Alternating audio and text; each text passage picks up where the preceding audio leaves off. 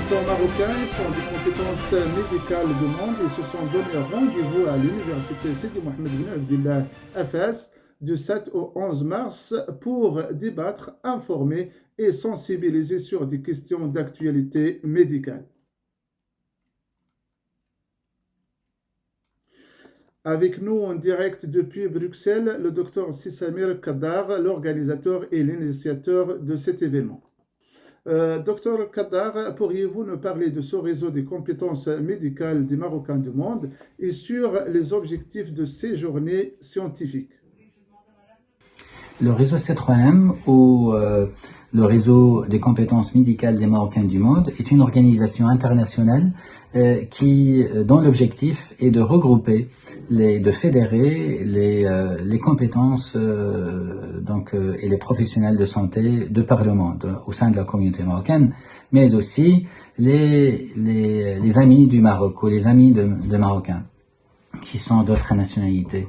Notre objectif principal, c'est au sein de cette organisation, c'est l'enseignement, c'est la formation continue, c'est la recherche scientifique et c'est aussi des actions au niveau de la santé, des actions médicales concrètes et opérationnelles.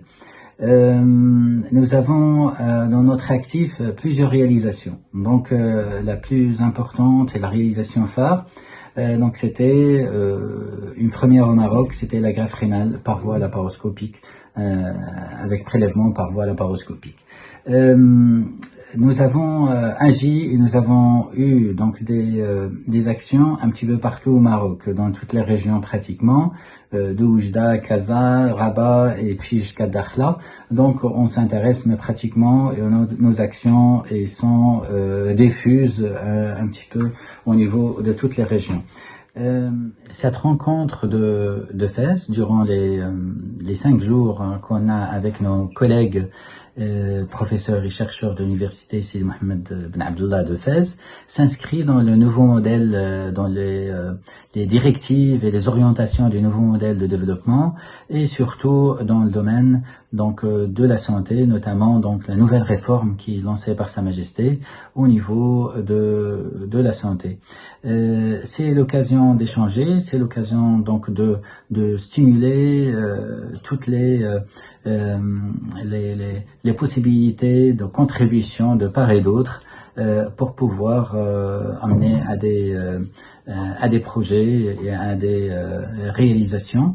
À la fin de cette rencontre, nous allons publier des recommandations et des orientations sur lesquelles on va travailler. Monsieur Kaddar, la manifestation est internationale et va donc mobiliser des médecins et chercheurs marocains venus de domaines médicaux de différents pays. Pour autant, le contenu de sujets abordés aura-t-il une spécificité marocaine, notamment compte tenu des particularités épidémiologiques de certaines pathologies? Là, je pense au diabète, par exemple. Effectivement, le diabète, c'est parmi les maladies les plus fréquentes au Maroc. On compte, ce sont des statistiques émanant du ministère de la Santé publique, on compte plus que 2 700 000 Marocains qui sont en état de diabète, qui ont la maladie du diabète. Et plus que 2 200 000 sont dans un état prédiabétique.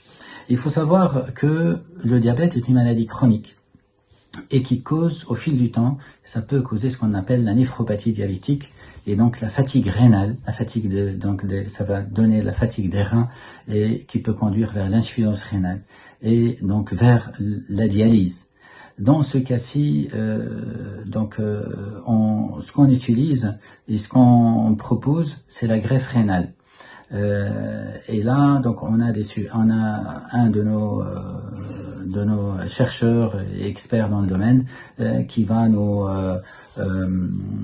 éclairer sur ce domaine-là et au niveau de l'enseignement et la formation des formateurs en termes de la greffe rénale avec prélèvement par voie laparoscopique. Ça serait l'occasion d'échanger le long de cette rencontre à l'université de Fès. J'ai été très sensible au fait que l'atelier 8 porte sur la valorisation des plantes médicinales et aromatiques. C'est un sujet encore peu traité en France dans la sphère scientifique médicale. Avez-vous eu des raisons particulières pour ouvrir ce sujet à Fès? Les plantes aromatiques et médicinales c'est un sujet qui est très intéressant, qui est un sujet phare et qui doit être traité. Pourquoi? Parce que il faut savoir que le Maroc, c'est un des pays les plus reconnus en la matière. C'est le deuxième producteur au monde, après la Turquie. C'est le 12e exportateur de cette plante. Notre but, ici, c'est pour ça qu'il y a une thématique spécifique à cette matière, c'est la valorisation de ce domaine, des plantes médicinales et aromatiques. Le but, c'est d'aller vers la constitution d'une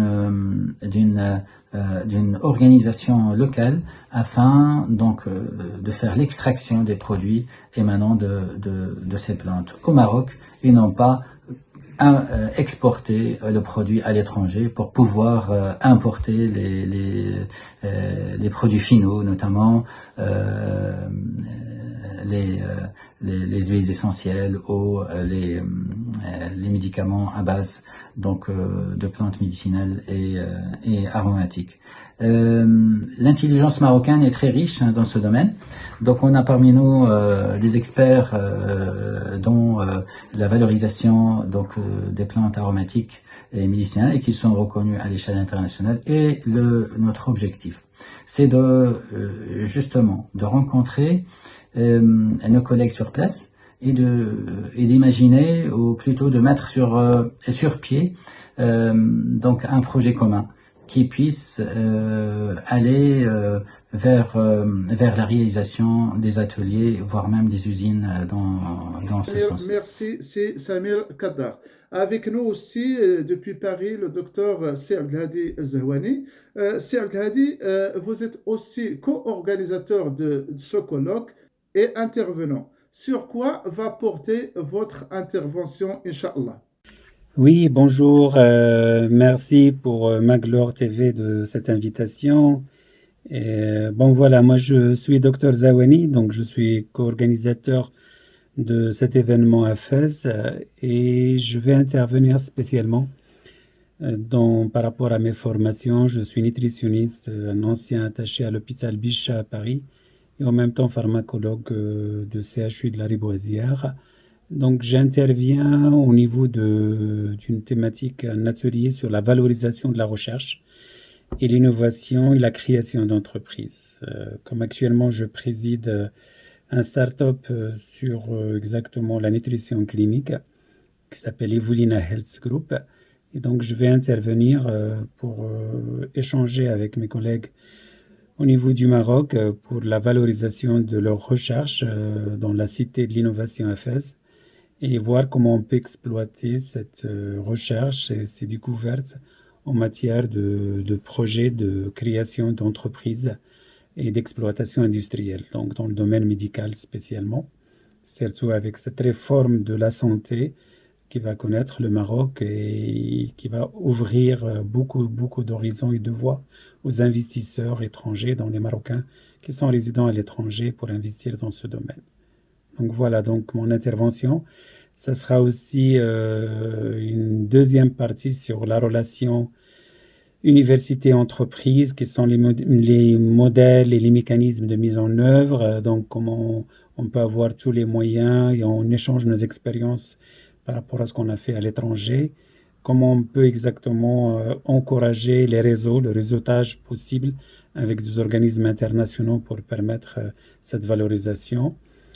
Et mes collègues de compétences de C3M avec exactement d'autres collègues au niveau de Fès, on va parler de la valorisation des plantes médicinales aromatiques et surtout comment les exploiter, ces plantes médicinales qui sont vraiment, le Maroc, il a une très très richesse en cette matière et les mettre sur le marché pour qu'on puisse exactement en profiter. Voilà, c'est tout ce transfert de technologie en matière de valorisation de la recherche qu'on va étudier dans cette thématique. Je vous remercie. Merci à vous tous et merci au réseau 3M, le réseau des compétences médicales des Marocains du monde. Et comme on dit en arabe, marhaban bikum fi baladikum. Maglor Afas, représenté par Sehisham Touati, vous accompagnera le long de 6 journées comme il accompagne l'université de Sidi Mohamed ibn Abdullah Afas et toute initiative visant à contribuer au développement du Maroc. Alors, votre impression en visitant les locaux de l'université de Mohamed Ben Abdallah? C'est une impression qui est très positive, que finalement on voit que l'université marocaine est en plein métamorphose en quelque sorte. Et quand on voit cette jeunesse... Erdogan Marabt, président de l'université Sidi Mohamed Ben Abdallah de Fès. Tout d'abord, je souhaite vous remercier pour tout le travail que vous faites et pour votre accompagnement de notre université, pour montrer les bons résultats de l'université, mais aussi les événements qui se passent au niveau de notre université. Merci beaucoup pour votre accompagnement. Je souhaiterais tout d'abord...